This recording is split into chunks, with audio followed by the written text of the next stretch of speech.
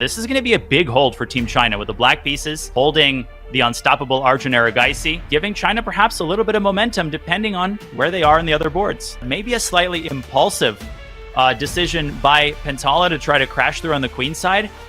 That ain't going anywhere, and I actually think a draw is the likeliest result on this board as well, as a queen trade now potentially in the cards. I don't want to overstate the case. It's a draw objectively. 2 minutes on the clock for Gukesh. You should hold this, but it's entirely possible that after f4, Wei Yi would consider declining a draw. I mean, knights, they're magical, they're great, but they also suck. And right now they're in their suck phase. And Wei Yi, I think we're going to see a pawn land on f4 momentarily here. And it has. Yes, he does bring the knight back, so Gukesh still determined. He should try to play for the World Championship. This guy's kind of good. Now, Gukesh, it's funny. He can either allow a pass to H-pawn or allow a pass to A-pawn, and probably the lesser evil is the former rather than the latter. I think he should go GF because the H-pawn is just a little bit easier to contain. Maybe it's a good time for a draw for after all. This F-pawn, it's fast, right? It moves forward at a furious pace. So I keep switching between who I think is playing for a win. Now I think it's Gukesh once again, and I can't see like a clear path to a draw. It feels like it should be a dead draw. It feels like it should liquidate, but I just can't quite find that sequence. And right now, where does Wei Yi put his rook? Oh my gosh, I think he hesitated there. It was an only move to hold the draw, and it's not an easy move to make because you're walking into another knight check, but the point is that this knight check on e5 opens up the lateral path. Black can play rook f1 and stop the pawn from behind. What does Gukesh do to maximize his practical chances? In a bullet game, my choice would be f6. This is where stories are written. 40 seconds for Gukesh. The evaluation is still a draw with best play, but who would have thought that this endgame would heat up as much as it did? Robert, let me say once again, white also needs to be careful. Black's pawn, by the way, in case anybody forgot, is now 3 steps away from promotion. And corner pawns have a way of slipping through the cracks. And you see Gukesh, he's finally making his move, knight e5 with check. So that king needs to find the proper square to go to. Wei Yi, he is on the clock, and where is he going to go? Because after knight e5, I think you want to stay near the pawn. He goes, I think, back to d8, if I'm seeing this correctly. He does not allow that pawn to step forward with check. The pawn can still step forward here. And we see the players, the board right between them, and there goes that pawn down. This is scary territory for Wei Yi. The f6 pawn coming one step closer. Rook d1, you're saying, is the only move? It's the Robert, if he goes rook f1, we're gonna get two queens on the board. He pushed h3, Danya. Oh my gosh, we're going to get 2 queens on the board.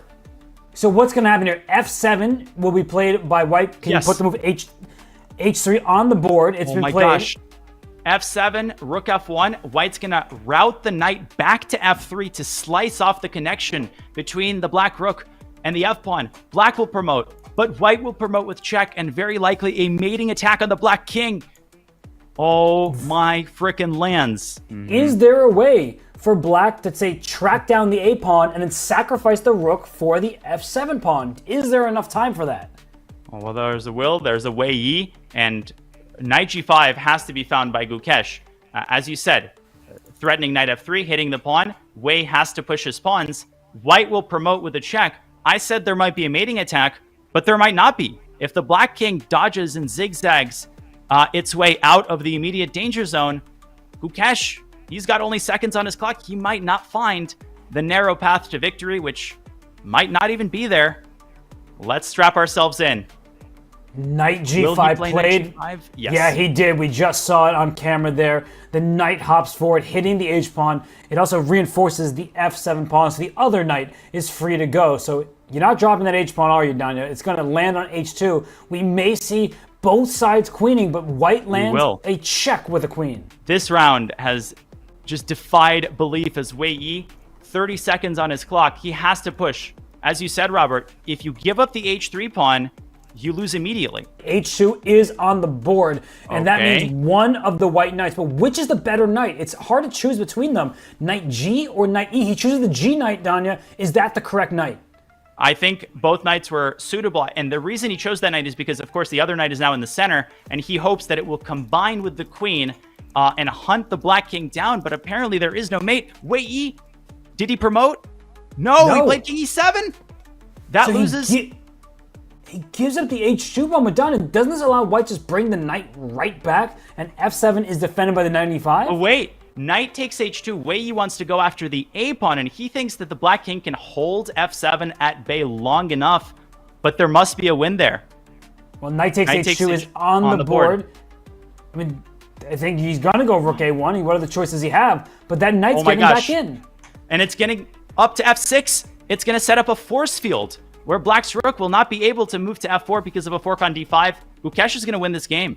This knight is like the Terminator. It's taken the pawn. It's performed one set of heroics. Now it moves to its journey on g4. The blue arrow has appeared. It is the only winning move. There is only one path. Look at Gukesh taking the time that he has, the patience, the maturity. He's not rushing a single one of these moves.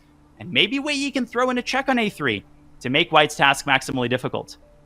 Yeah, it can be confusing. It may seem like it doesn't matter where the white king goes in the second rank, but sometimes there are differences, like if the black rook can slide around to the f-file. Knight g4 play, continued accuracy here for Gukesh.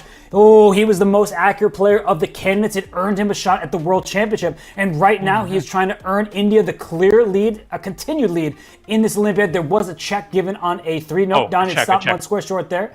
Check on a3 here, and Gukesh checking to make sure he finds the right square for his king. King d2, only winning move. If he goes up to e4, I think he allows the black rook to give itself up for one of the knights, and then the a pawn is going to force white's other knight away from its protection of f7. Gukesh now has to avoid stepping on a landmine. I have no idea why king e2 is not winning. And King d2.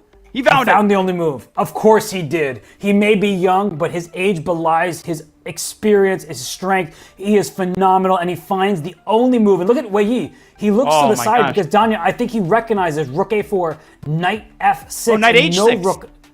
Knight h6 just wins on the spot. Oh, because no rook f4, because knight g6 check. The knights will end the game on h6 and g6. Remember, they were on f5 and f4 when this endgame began. They started together. They'll end it together.